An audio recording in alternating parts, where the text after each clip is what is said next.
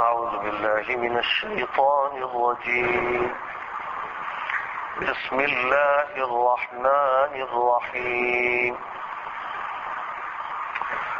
والتين والزيتون وطور سينين وهذا البلد الأمين لقد خلقنا الإنسان في أحسن تقويم ثم رددناه أسفل سافلين إلا الذين آمنوا وعملوا الصالحات فلهم أجر غير ممنون فما يكذبك بعد بالدين أليس الله بأحكم الحاكمين.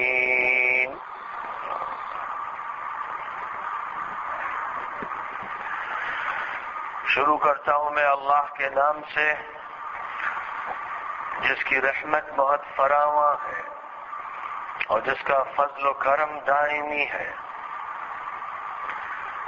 قسم ہے انجیر کی اور زیتون کی، اور قسم ہے طور سینا کی، اور قسم ہے اس مأمون شہر کی. حقیقت یہ ہے کہ ہم نے انسان کو بہترین ساخت پر پیدا کیا ہے، پھر اس کو الٹا کر کے نچلوں میں سب سے نچلا بنا دیا، سوائے ان لوگوں کے کہ جو ایمان لائے اور انہوں نے نیک عمل کیے تو ان کو ایسا اجر ملتا رہے گا جس کا سلسلہ کبھی ختم نہیں ہوگا.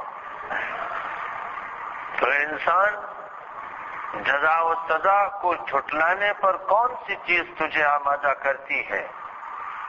کیا اللہ تمام فیصلہ کرنے والوں میں، تمام حکمرانوں میں سب سے زیادہ محکم اور پختہ فیصلہ فرمانے والا اور سب سے بڑا حاکم نہیں؟ بلا وربنا احکم الحاکمین.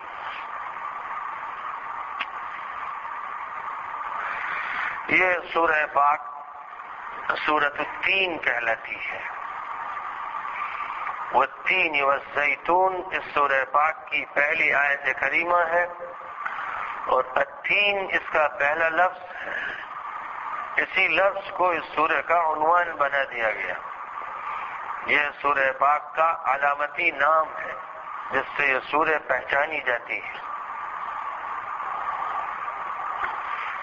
یہ سورہ پاک کہاں نازل ہوئی اس کے بارے میں متعدد روایات بتاتی ہیں کہ یہ سورہ پاک مکہ مکرمہ میں نازل ہوئی، اور اندازہ یہ ہوتا ہے کہ مکہ مکرمہ کے بھی ابتدائی دور میں سورہ پاک کو اللہ تعالی نے نازل فرمایا.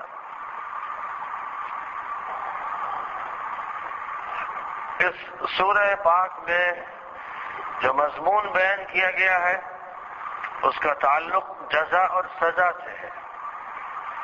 یعنی یہ بتانا مقصود ہے کہ اللہ تعالی نے اس دنیا کو اندھیر نگری نہیں بنایا ہے، اور اللہ کا نظام چوپٹ راج نہیں ہے.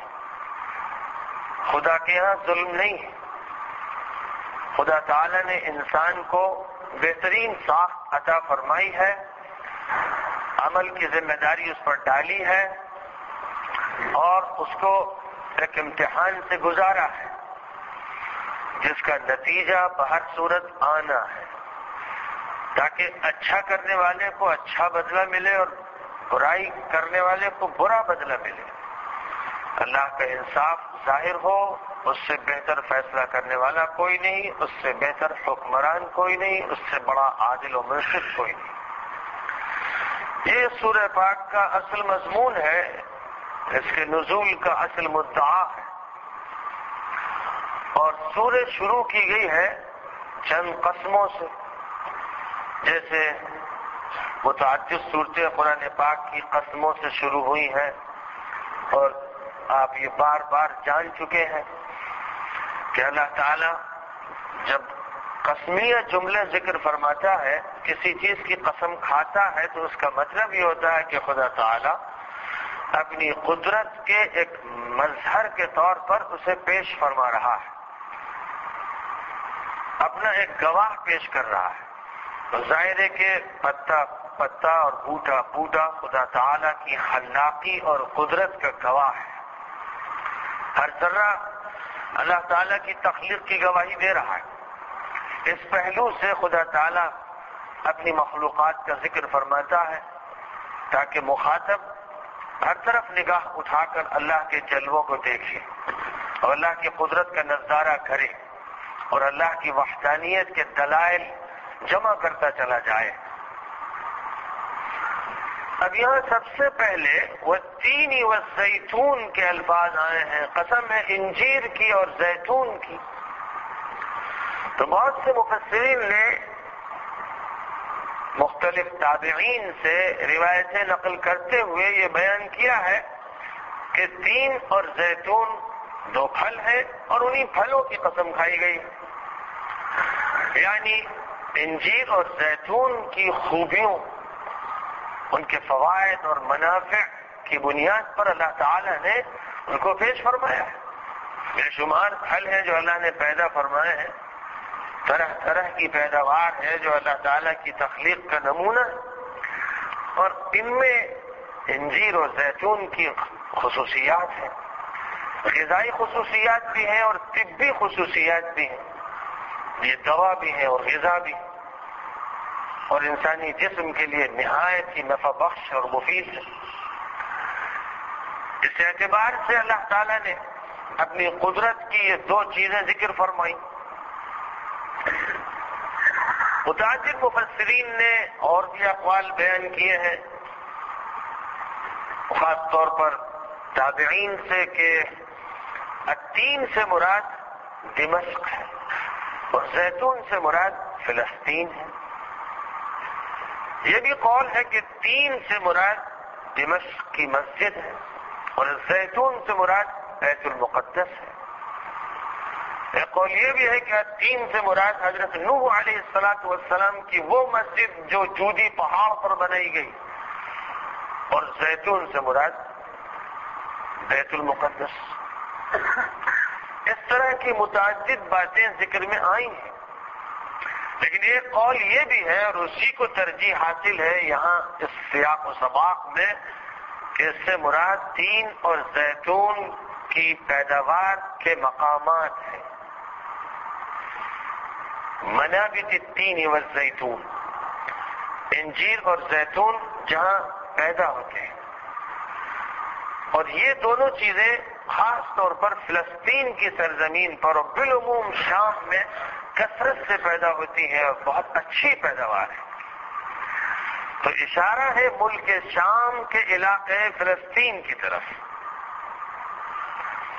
اور یہ اس لیے بات کہی جا رہی ہے کہ آگے ہے وطور سینین، طور سینا۔ تو سینا فلسطین اور مصر کے درمیان جو علاقہ ہے اسے سینین بھی کہتے ہیں اور سینا بھی کہتے ہیں، جزیرہ نما سینا کہتے ہیں۔ اور یہ وہ جگہ ہے جہاں حضرت موسیٰ علیہ السلام مصر سے ہجرت کر کے تشریف لائے اور قوم بنی اسرائیل کے ساتھ ایک لمبا عرصہ گزارا، اور وہیں حضرت موسیٰ علیہ السلام کا انتقال ہوا اور وہیں ان کی قبر ہے۔ اور پھر اس سے بڑی بات یہ ہے کہ یہی وہ جگہ ہے جس سے حضرت موسیٰ علیہ السلام گزرے تھے جب مدین سے اپنی اہلیہ کو لے کر سفر کر رہے تھے، اور طور پہاڑ کے دامن میں پہنچے تھے کہ اللہ تعالی نے ان کو نبوت عطا فرمائی۔ تو مقام نبوت موسیٰ ہے، طور پہاڑ کو کہتے ہیں، اور سینین اس علاقے کو کہتے ہیں جو جزیرہ نما سینا کے نام سے جغرافیہ میں معروف ہے۔ اور حاضر البلد الامین، یہ شہر معمون، اس سے مراد مکہ مکرمہ ہے جہاں یہ سورہ اتر رہی تھی، اسی لیے کہا کہ یہ شہر، وہ شہر نہیں کہا گیا۔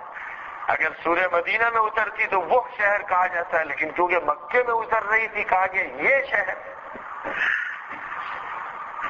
تو مکہ مکرمہ کا ذکر ہے اور طور پہاڑ کا اور جزیرہ نما سینا کا ذکر ہے تو اس سے مناسبت اس کو ہے کہ انجیر و زیتون کے مقام کا ذکر ہو، نہ کہ پھل کا۔ پھل کا تذکرہ آنے کے بعد ایک دم سے مقام کا تذکرہ آ جائے، یہ بات زیادہ مناسب نہیں ہے۔ تو اب اگر التین یا زیتون سے فلسطین اور خاص طور پر بیت المقدس کی سرزمین، اور طور سینا سے جزیرہ نما سینا کا وہ علاقہ جہاں طور پہاڑ ہے، اور هذا البلد الامین سے مکہ مکرمہ مراد لیا جائے، تو اس سے اشارہ اس طرف ہے کہ فلسطین کی سرزمین سے حضرت عیسیٰ علیہ السلام کا تعلق، اور جزیرہ نما سینا سے طور پہاڑ سے حضرت موسیٰ علیہ السلام کا تعلق، اور شہر مکہ مکرمہ سے سیدنا محمد رسول اللہ صلی اللہ علیہ وسلم کا تعلق۔ تو تین نبیوں کا تذکرہ ان تین مقامات کے ذریعے فرمایا گیا ہے۔ یہ تین مقامات جو بیان کیے گئے ہیں ان کی ایک تاریخ ہے، اور ان کی تاریخ نبیوں سے جڑی ہوئی ہے، اور نبی بھی وہ جو اولو العزم رسول تھے، حضرت موسیٰ بھی اولو العزم، اور حضرت عیسیٰ بھی اولو العزم، اور حضرت محمد صلی اللہ علیہ وسلم بھی اولو العزم، یعنی بڑی عظیمت والے، بڑی ہمت والے، زبردست کارناموں والے، عظیم الشان نبوت اور رسالت والے، جن کو اللہ تعالیٰ نے خصوصی مقام عطا فرمایا۔ یہ ان انبیاء کا تذکرہ ہے، اور اس تذکرے سے اگلی آیت کا بھی بہت گہرا ربط و تعلق ہے کہ اللہ تعالیٰ نے ارشاد فرمایا کہ ہم نے انسان کو بہترین تناسب کے ساتھ، بہترین ساخت کے ساتھ، نہایت عمدہ قوام کے ساتھ پیدا کیا۔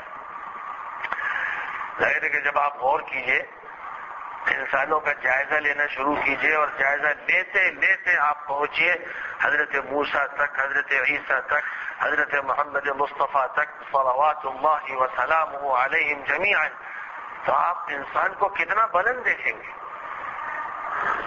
اس انسان کی عظمت کی کوئی انتہا ہے۔ خدا تعالیٰ نے اسی انسان کو اتنا بڑھایا، اتنا بڑھایا، اتنا بلند کیا، اتنا اونچا کیا کہ وہ ہستی محمد بن گیا۔ ظاہر ہے کہ محمد صلی اللہ علیہ وسلم کی ہستی سے بڑھ کر کوئی انسانی وجود نہیں۔ تمام مخلوقات تو ان کے لیے بنائی گئی، وہ تو نوشہ ہے اس کائنات کی۔ اللہ تعالیٰ نے ان کو ایک ایسا مقام بلند نصیب فرمایا ہے جس کا کوئی سہیم نہیں ہے، شریک نہیں۔ مقام محمود آپ ہی کو ملے گا۔ تمام انسانوں کے سردار آپ ہی ہیں، انبیاء اور رسولوں کے سردار آپ ہی ہیں۔ معراج آپ کو ملی ہے، قیامت میں سفارش آپ کریں گے۔ یہ سارے مقامات اور خصوصیات ہیں جو آخری نبی خاتم النبیین حضرت محمد صلی اللہ علیہ وسلم کو عطا کی گئی۔ اور حضرت موسیٰ کلیم اللہ ہے، اللہ تعالیٰ نے ان سے کلام فرمایا۔ طور پہاڑ کے دامن میں ایک درخت کو اپنی تجلی گاہ بناتے ہوئے خداوند قدوس نے موسیٰ علیہ السلام سے گفتگو فرمائی۔ ان کا بڑا شرف ہے، ان کو ایک خاص عظمت ملی ہے۔ اور عیسیٰ علیہ السلام کے بارے میں تو اللہ تعالیٰ نے یہ فرمایا کہ ہم نے بچپن ہی سے جبرائیل امین کو ان کی مدد میں لگا دیا اور ان کو زبردست معجزات دیے،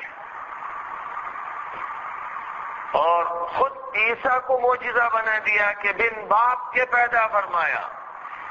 ان کی والدہ حضرت مریم علیہ السلام خواتین میں اپنا ایک خاص مقدس مقام رکھتی ہے۔ اللہ تعالیٰ نے ان کو تقدس اور طہارت اور عفاف اور عظمت کی بلندیوں پر متعین فرمایا۔ تو اس اعتبار سے تین نبیوں کا جب تذکرہ ہوا تو یہودیت اور عیسائیت اور اسلام ان کی طرف اشارے ہو گئے۔ اب ظاہر ہے کہ یہودیت اور عیسائیت یہ بات کے پیدا کردہ دین ہے۔ قرآن پاک یہ بتاتا ہے کہ حضرت عیسیٰ کا مذہب بھی اسلام تھا اور حضرت موسیٰ کا مذہب بھی اسلام تھا، اور ان کی امت مسلم تھی اور وہ اسلام کی تلقین کے لیے تشریف لائے تھے۔ ان کے جد امجد حضرت ابراہیم مسلم تھے، انہوں نے اسلام کے حق میں دعا کی، امت مسلمہ کے لیے دعا کی، رسول اسلام کے وجود میں آنے کے لیے دعا کی، اور انہوں نے بھی اور ان کے پوتے حضرت یعقوب نے بھی وصیت جب کی تھی تو یہی کہ وَوَصَّىٰ بِهَا إِبْرَاهِيمُ بَنِيهِ وَيَعْقُوبُ يَا بَنِيَّ إِنَّ اللَّهَ اصْطَفَىٰ لَكُمُ الدِّينَ فَلَا تَمُوتُنَّ إِلَّا وَأَنتُم مُّسْلِمُونَ۔ ابراہیم اور یعقوب نے اپنی اولاد کو اسی ملت، اسی دین، اسی مذہب کی وصیت کی تھی، اور یہ فرمایا تھا کہ اللہ تعالیٰ نے تمہارے لیے اس دین حنیف کا انتخاب فرمایا ہے، لہذا تم مت مرنا مگر مسلم ہو کر، اسلام پر جان دینا۔ یہ بات حضرت ابراہیم نے بھی کہی تھی، یہی بات حضرت اسحاق نے، حضرت اسماعیل نے کہی تھی، یہی بات حضرت یعقوب نے کہی تھی، یہی بات حضرت یوسف نے کہی تھی۔ تو کیا حق ہے بنی اسرائیل کو کہ وہ اسلام کی جگہ یہودیت کا ہے؟ اور اسی پر حضرت عیسیٰ علیہ السلام اپنی زندگی پر قائم رہے اور اسی پر دنیا سے اٹھائے گئے، اسی کی تلقین انہوں نے اپنی امت کو کی تھی۔ تو کیا حق ہے لوگوں کو کہ وہ نصرانیت اور مسیحیت اور عیسائیت کے الفاظ استعمال کریں؟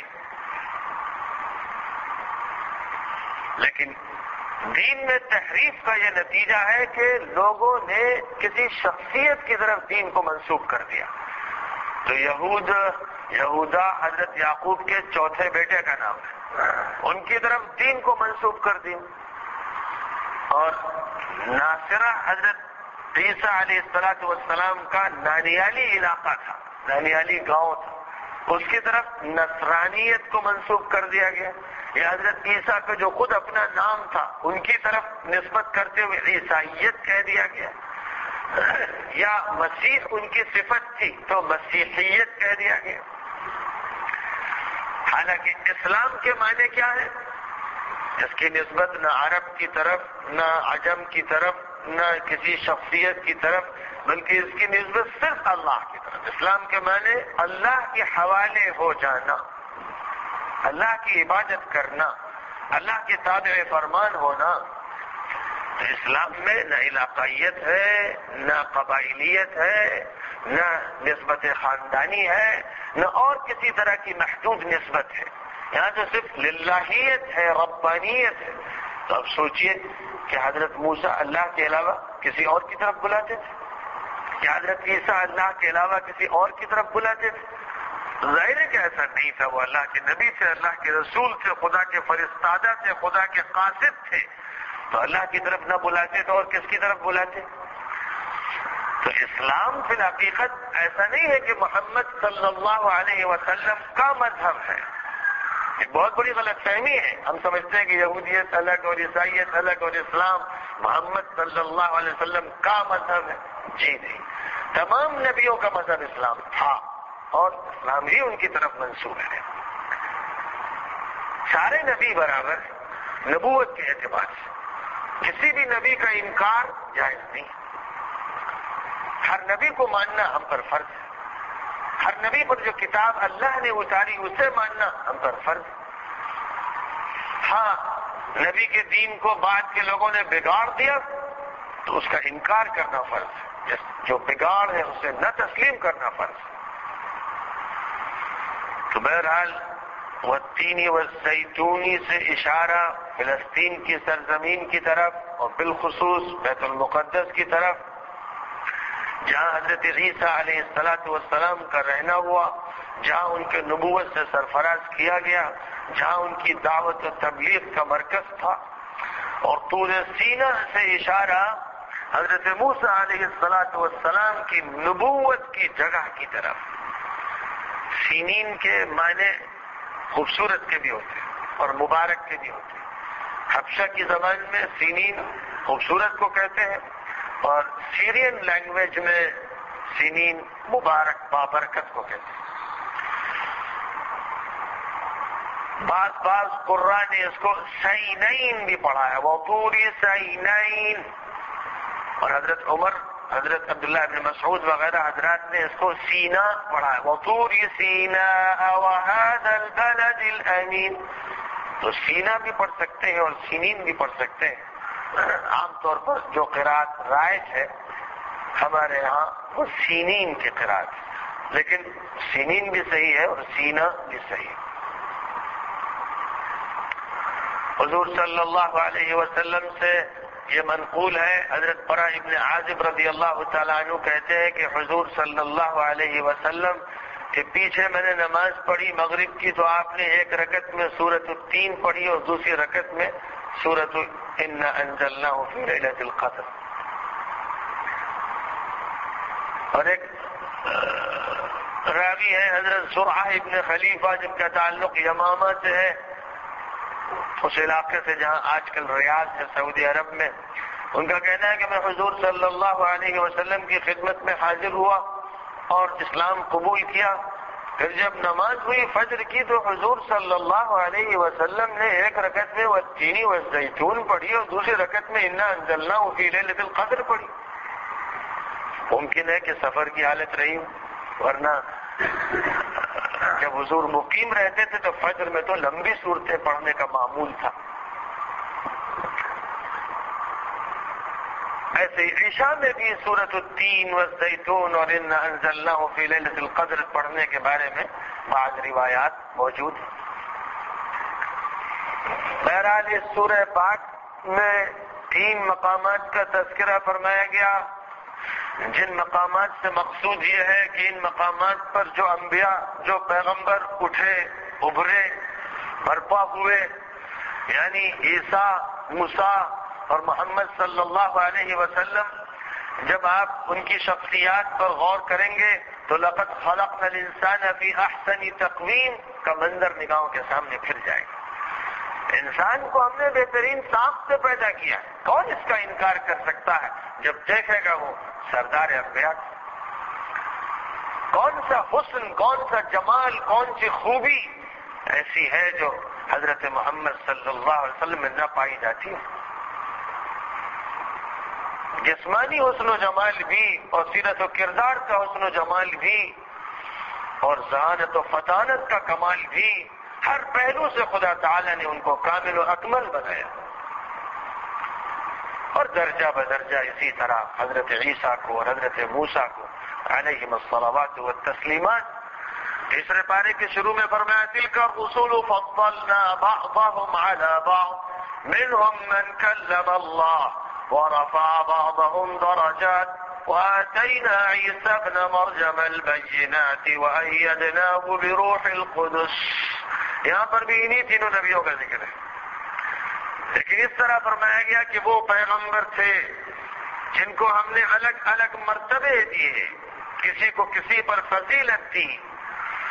ان میں سے وہ بھی تھے جن سے اللہ نے بات کی، اور ان میں وہ بھی ہیں جن کو اللہ نے بہت بلندیاں دی، اور ان میں وہ بھی تھے جن کو ہم نے معجزے دیے اور روح القدس جبرائیل امین کی تائید عطا کی۔ تو منہم من کلم اللہ سے مراد حضرت موسیٰ جن سے اللہ نے بات کی، ورفع بعضهم درجات، اور بعض کے مرتبے تو بہت بلند کیے، اشارہ ہے محمد صلی اللہ علیہ وسلم کی طرف۔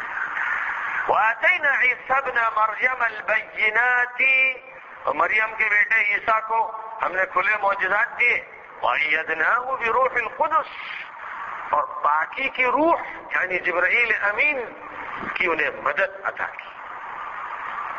یعنی جبرائیل تو آتے سب کے پاس تھے، لیکن حضرت عیسیٰ علیہ السلام جس ماحول میں پلے بڑے بلکہ پیدا ہوئے وہ ماحول دشمنوں سے بھرا ہوا تھا۔ حضرت مریم جس وقت اپنے گود میں ان کو لے کر آئی ہیں تو بنی اسرائیل پل پڑے، کہنے لگے مریم یہ کیا حرکت کی تو نے، کیونکہ مریم کے شوہر تو تھے نہیں، اللہ تعالیٰ نے بن باپ کے پیدا فرمایا تھا، ایک معجزہ تھے حضرت عیسیٰ، اور خود حضرت مریم کی ذات معجزہ بن گئی تھی۔ تو بنی اسرائیل کے نکمے اور بدقماش لوگ حضرت مریم پر بہتان لگانے لگے۔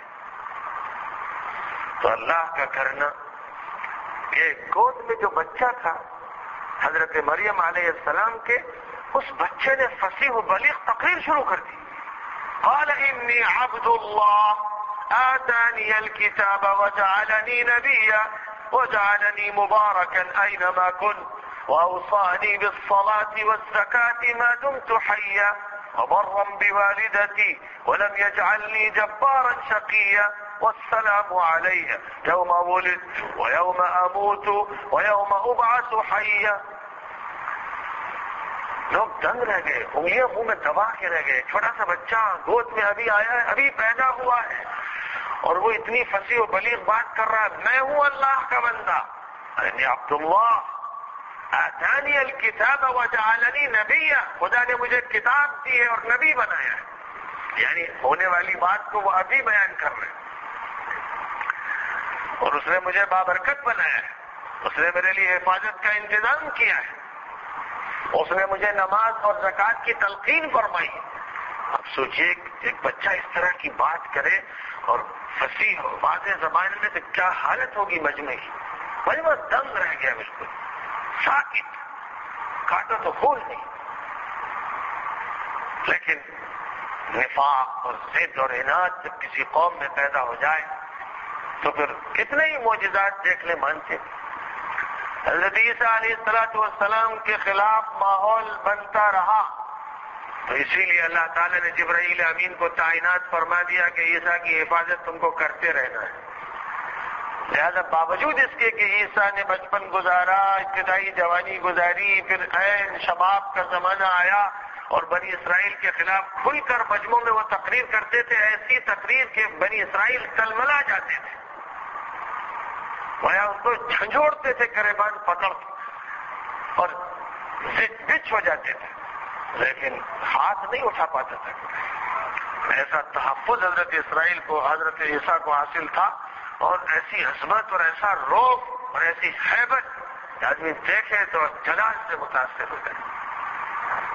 لہٰذا اتنی زبردست تقریریں کہ آدمی بفر جائے, بالکل تلملا کے رہ جائے, لیکن ہمت نہیں کسی کی کہ آنکھوں سے آنکھیں ملا سکے. یہ بات تھی جس کو فرمایا وَأَيَّدْنَاهُ بِرُوحِ الْقُدُسِ, ہم نے ان کو تائید عطا کر دی کہ جبرائیل حفاظت کرتے رہیں گے. ظاہر ہے کہ لقد خلقنا الانسان فی احسن تقویم, آیت کریمہ کو سمجھنا ہے تو ان شخصیات کو دیکھیے, انسانی عظمتوں کو دیکھیے, انسانی بلندیوں کو دیکھیے, انسانی رفعتوں کو دیکھیے, انسانی تقدسات کو دیکھیے, انسانی طہارتوں کو دیکھیے, ان نادر مثالوں کو دیکھیے کہ جن سے انسانیت مزین ہے, تابناک ہے. انبیاء, رسول, اولیاء, صلحاء, ابرار, اللہ کے مقرب بندے, جن کو خدا تعالی بڑی خصوصیات اور صفات سے نوازتا ہے, جن کے ساتھ معجزات, جن کے ساتھ کرامات, جن کے ساتھ خدا تعالی کی حفاظات, اور حالت ایسی کہ انسان انہیں دیکھتے ہی رہ جائے. ایک صحابی کہتے ہیں کہ 14ویں رات تھی, حضور صلی اللہ علیہ وسلم آنگن میں بیٹھے تھے, میں کبھی حضور کو دیکھتا, کبھی 14ویں رات کے چمکتے ہوئے چاند کو دیکھتا اور سوچتا کہ دونوں میں کون حسین ہے, تو دل کہتا کہ محمد صلی اللہ علیہ وسلم کے حسن کے سامنے یہ چاند گرد. دل کھینچے چلے جاتے ہیں. آپ کی شخصیت کے کمال و جمال کو بھی دیکھتے ہوئے اور انسانی صفات و خصوصیات کا جو کمال ہے, جتنا زیادہ اس پر گہرائی سے غور کیا جائے گا اتنا ہی عظمت سامنے آتی چلی جائے گی. اب ایک طرف تو یہ منظر ہے, اللہ کے یہ نبی اور ان کے علاوہ دیگر انبیاء اور ان کے متبعین, ان کے صحابہ, ان کے نقش قدم پر چلنے والے صالحین, اور دوسری طرف یہ منظر ہے ثم رددناہ اسفل سافلین. پھر یہی انسان ہے جو سب سے نچلے طبقے میں چلا جاتا ہے. ایک معنی اس کے یہ بیان کر دیے گئے ہیں کہ آخری درجے کی ایسی عمر ہو جاتی ہے کہ بوڑھا ہو کر کبڑا ہو جاتا ہے, سٹیا جاتا ہے, بچوں کسی حرکتیں کرنے لگتا ہے, کچھ اس کو سمجھ میں بھی نہیں آتا. یہ معنی بیان کر دیے گئے. ایک معنی یہ بھی بیان کر دیے گئے ہیں کہ اس کو ہم آخری درجے کے دوزخ کے طبقے میں ڈال دیتے ہیں کیونکہ وہ کافر ہوتا ہے, مشرک ہوتا ہے, منافق ہوتا ہے. لیکن یہاں کا جو سیاق و سباق ہے اس سے زیادہ مناسبت اس معنی کو ہے کہ ایک طرف تو وہ انسان ہے کہ جس کی رفتوں کا پوچھنا ہی کیا, اور ایک طرف انسانوں میں ہی وہ لوگ ہیں جو آخری طبقے میں پہنچے ہوئے ہیں، ہستی اور گراوٹ. کون سی بدعملی ہے جو ان کے اندر نہ ہو؟ کون سا ظلم ہے جو وہ نہ کرتے ہو؟ کون سا ننگا پن اور عریانیت ہے جس کو وہ اختیار نہ کرتے ہو؟ کون سی زہرناکی اور سفاکی نہیں ہے جس کو وہ نہ اپناتے ہو اور نہ برتتے ہو؟ ایک طرف وہ انسان بھی ہے، وہ بھی ہے کہ جو نشے میں نالیوں میں پڑے ہوئے، وہ بھی انسان. وہ بھی ہے جو چوپاؤں کی طرح دنیا میں صرف چرنا جانتے ہیں اور ہٹنا مودنا جانتے ہیں اور مرنا جانتے ہیں. وہ بھی ہیں جو ظالم و جبار و قاتل ہیں، جنہیں انسان کا خون پینا سب سے زیادہ محبوب ہے، جو انسانوں پر ظلم کر کے ہنستے ہیں، قہقہے لگاتے ہیں، خوش ہوتے ہیں.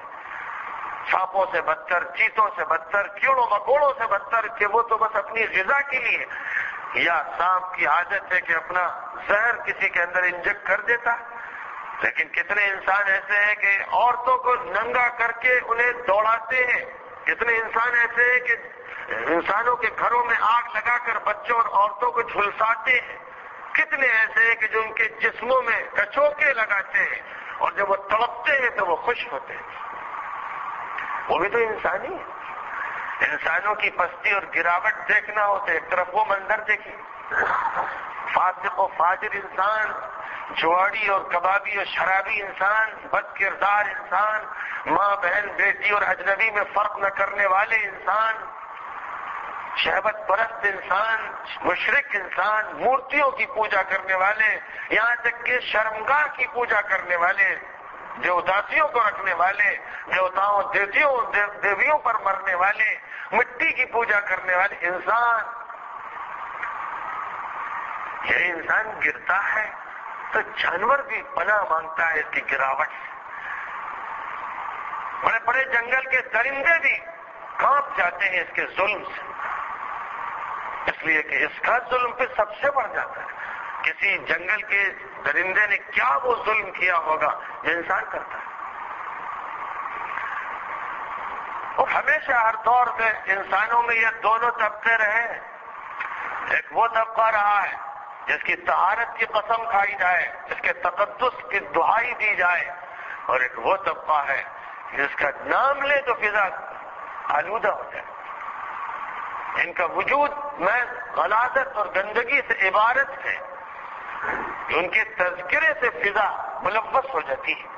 ایسے بھی انبیاء کرام کے دشمن، انادی اور ضدی قسم کے لوگ جو انہیں ستاتے رہے، ان پر ہاتھ اٹھاتے رہے، اور جو ان کے ماننے والوں اور چاہنے والوں کو اذیت دیتے رہے.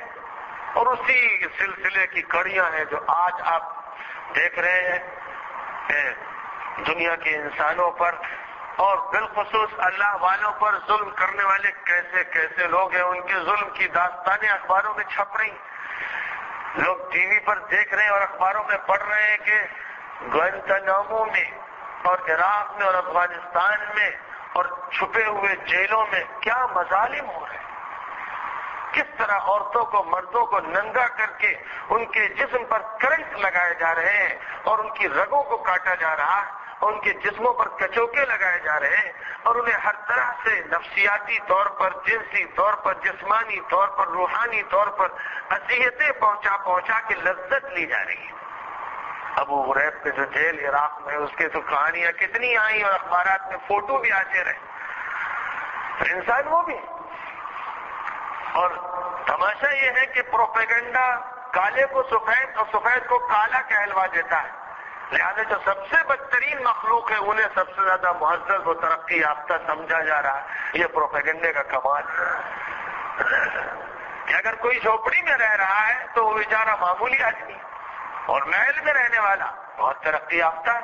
لیکن یہ معیار کے نفاق کا نتیجہ ہے. جھوپڑی میں جو انسان ہے، انبیاء کے نقش قدم پر چلنے والا، نیک اور صالح، جو کسی کو اذیت نہیں پہنچاتا، لوگوں کے ساتھ اچھا سلوک کرتا ہے، وہ انسان ہے. اور محلوں میں رہنے والا جو دوسروں پر ظلم کر کے خوش ہوتا ہے، وہ بدترین بھیڑیا، بلکہ بھیڑیا بھی اس سے پناہ ہوتی ہے. ترقی اس بنیاد پر نہیں ہوتی کہ کون محل میں رہ رہا ہے اور کون جھوپڑے میں رہ رہا ہے. تو قدریں بدل گئی، معیار بدل گئے، پیمانے بدل گئے، شیطانی پروپیگنڈے نے حقائق کو پلٹ کے رکھ دیا۔ بہرحال یہاں تو دو کردار بیان کیے جا رہے ہیں، ایک طرف تو انبیاء کرام کی وہ جمالی شکلیں اور ایک طرف ثم رددناہ اسفل سافلین، نچلے طبقے میں پڑے ہوئے انسان۔ اب اس پستی اور گراوٹ سے بچتے کون لوگ ہیں؟ نسخہ کیا ہے؟ کیسے انسان انبیاء کرام کی نقش قدم پر چلتا ہے؟ کیسے انسان اپنی عزت اور اپنے شرف کی حفاظت کرتا ہے؟ کیسے انسان احسن تقویم کو محفوظ رکھتا ہے؟ فرمایا الا الذین آمنوا وعملوا الصالحات، صرف دو چیزیں، ایمان و یقین و اللہ پر، رسولوں پر، کتابوں پر، فرشتوں پر، اللہ کی تقدیر پر، آخرت پر، جزا و سزا پر، اور عمل ہو اس کے مطابق نیک، درست اور صحیح۔ یہ ہے وہ چیز جس سے انسان گراوٹ سے بچتا ہے، پستی سے بچتا ہے اور تنزل سے بچتا ہے، ترقی کرتا ہے، احسن تقویم کو حاصل کرتا ہے، اللہ کی طرف سے جو عزت اور تکریم کے مقامات ہیں وہ اس کو ملتے ہیں، اور پھر وہ اجر ملے گا جو لا متناہی ہے، مسلسل ہے، غیر منقطع ہے، ملتا ہی رہے گا۔ تو کیا دو کردار ہوں، دو طرح کے لوگ ہوں اور نتیجہ ایک ہی ہو؟ کیا ایسا ہوتا ہے کہ آم بوئیں آپ یا کڑوے پھل کا بیج بوئیں اور جب درخت نکلے تو دونوں میں کڑوے پھل یا دونوں میں آم نکلے؟ کیا آپ اس کا تجربہ کرتے ہیں؟ کیا آپ جب کسی کے سامنے پھول پیش کرتے ہیں اور کسی کے سامنے غلاظت ڈالتے ہیں دونوں برابر ہو جاتے ہیں؟ کبھی آپ کسی سے نہایت عمدہ بات کرتے ہیں اور کبھی اسے گالی دیتے ہیں، کیا دونوں کا ریاکشن یکساں ہوتا ہے؟ کیا دودھ و پیشاب برابر؟ کیا دھوپ و سایہ برابر؟ اور جب یہ برابر نہیں تو کیا کفر و ایمان برابر ہو جائیں گے؟ کیا توحید و شرک برابر؟ کیا سنت و بدعت برابر؟ کیا شر و خیر برابر؟ نہیں، آپ کا دل کہہ رہا ہے نہیں، ضمیر کہہ رہا ہے نہیں، تو آپ یہ سمجھتے ہیں کہ خدا کے اندھیر نگری ہے، جو ظالم ہوگا، جو مظلوم ہوگا، سب برابر ہوگی، کسی کو جزا و سزا نہیں ہوگی؟ کیا عقل نہیں ہے کہ آپ سوچیں کہ جزا و سزا ہونا ضروری ہے؟ لہذا بعث بعد الموت اور یوم الدین کا عقیدہ عقلی ہے، منطقی ہے، ضمیر اس کا متقاضی ہے، دل اس کا طالب ہے، دماغ اس کو صحیح مانتا ہے۔ تو جب ایسا ہے اور یہ ایک حقیقت ہے کہ جو بوگ وہی کاٹو گے، جو کچھ کرو گے اسی کے نتائج سامنے آئیں گے، تریاق الگ ہے، زہر الگ ہے، دونوں کے نتائج الگ ہیں۔ تو فَمَن يُكَذِّبُكَ بَعْدُ بِالدِّينِ، تو یہ محمد آخر جزا و سزا کے بارے میں کون تمہیں جھٹلاتا ہے؟ ایک معنی اس آیت کے یہ بھی، اے محمد کون ہے جو جھٹلاتا ہے تم کو جزا و سزا کے معاملے؟ دوسرے معنی یہ کہ اے انسان پھر جزا و سزا کا انکار تو کیوں کرتا ہے؟ کیا اپنی عقل کو بھی پھینک دیتا ہے؟ تیرے سامنے نہ عقل رہتی، نہ منطق رہتی، نہ تیرا ضمیر رہتا ہے، نہ واقعات زندگی رہتے ہیں، اور کہتا ہے کہ بس جو کچھ یہاں ہوتا رہے گا سب مٹ جائیں گے۔ خدا تعالیٰ کے یہاں اندھیر نگری نہیں ہے، ظلم نہیں ہے، وہ احکم الحاکمین۔ کیا تو اتنا نہیں سمجھتا الیس اللہ باحکم الحاکمین؟ کیا اللہ احکم الحاکمین نہیں ہے؟ ظاہر ہے کہ ہر آدمی کہے گا کیوں نہیں صاحب؟ حضور صلی اللہ علیہ وسلم نے فرمایا کہ جب یہ آیت کریمہ پڑھی جائے تو تمہیں کہنا چاہیے کیوں نہیں، ضرور اللہ احکم الحاکمین، بھلا وربنا احکم الحاکمین۔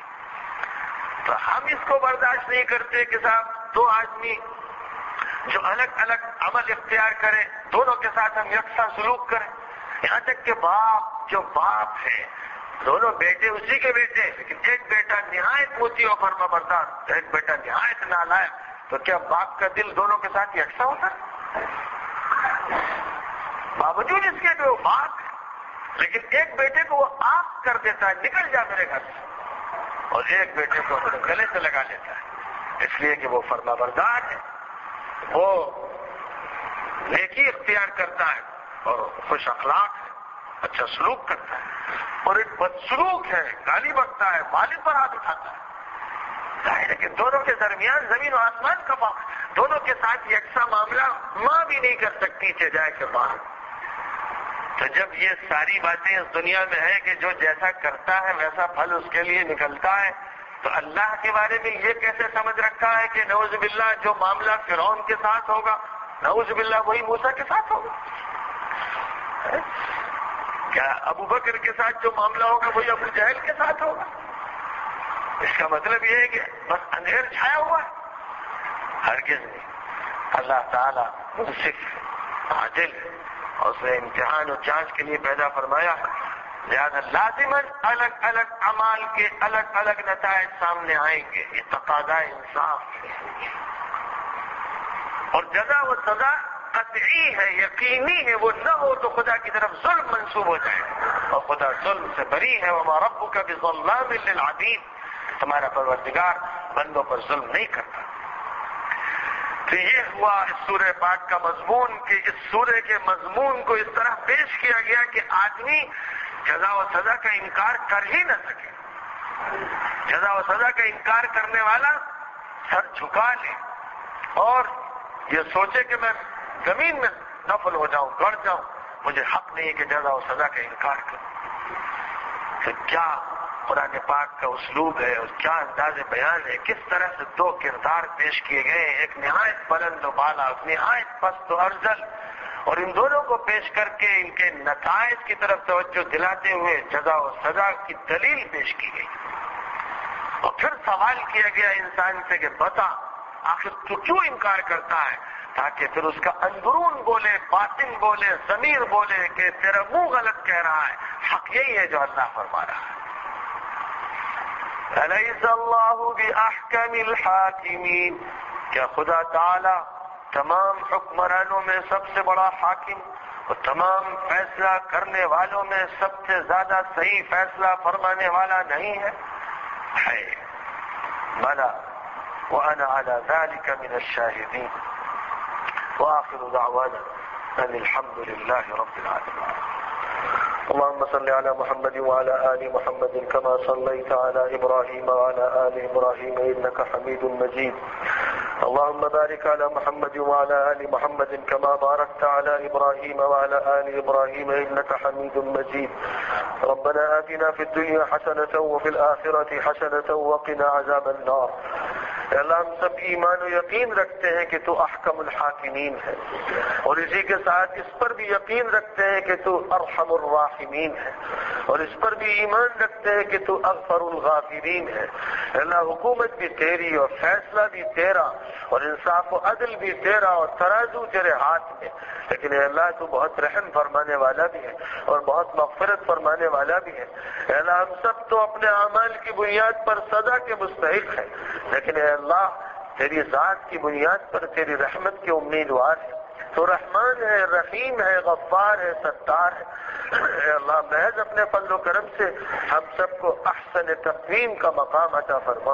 اے اللہ اسفل سافلین سے حفاظت فرما، اسفل سافلین کے لوگوں سے، ان کے اعمال سے، ان کے عقائد سے، ان کے شر سے، ان کی خباثت سے، ان کے فتنوں سے محفوظ فرما۔ اے اللہ جن لوگوں کو تو نے احسن تقویم عطا فرما رکھی ہے اور اس کی حفاظت ان کے ساتھ فرما رکھی ہے، ان کے ساتھ ہم سب کو شامل فرما۔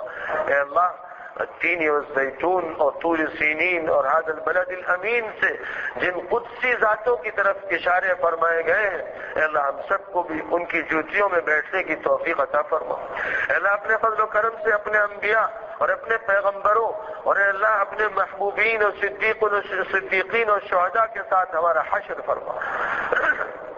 اے اللہ اس دنیا میں ان کے نقش قدم پر چلنے کی توفیق عطا فرما۔ اے اللہ استقامت کے ساتھ ان کے مسلک پر جمنے کی توفیق عطا فرما۔ اے اللہ ان کا ایمان ہمارے دلوں میں اتار دے، اے اللہ ان کی فکر ہمارے ذہنوں میں اتار دے، اے اللہ ان کے اعمال ہمارے جسم کے تمام اعضاء کو نصیب فرما دے۔ اے اللہ محض اپنے فضل و کرم سے انہی کے مسلک و مذہب و طریقت پر موت عطا فرما اور انہی کے ساتھ اٹھا، انہی کے مجمع میں جمع فرما۔ اے اللہ اپنے فضل و کرم سے ان کے ساتھ حشر فرماتے ہوئے اپنی نعمتوں سے نواز دے۔ اے اللہ تمام اشرار سے محفوظ فرما اور اخیار کی صحبت عطا فرما۔ اے اللہ جو ہم میں سے گزر گیا ان کی مغفرت فرما، جو موجود ہے ان کو دین پر ثبات عطا فرما۔ ہمیں جو بیمار ہیں ان کو شفا نصیب فرما، اے اللہ جو پریشان حال ہے ان کی پریشانی دور فرما، جو مقروض ہے ان کو قرضوں سے سبکدوش فرما، اے اللہ ہم سب کو عافیت عطا فرما، ہر طرح کی صحت عطا فرما، ہر طرح کی راحت نصیب فرما، ہر طرح کے شر سے محفوظ فرما۔ ربنا تقبل منا انك انت السميع العليم وتب علينا انك انت التواب الرحيم، وصل اللهم وسلم على سيدنا ومولانا محمد وعلى آله وأصحابه أجمعين برحمتك يا أرحم الراحمين۔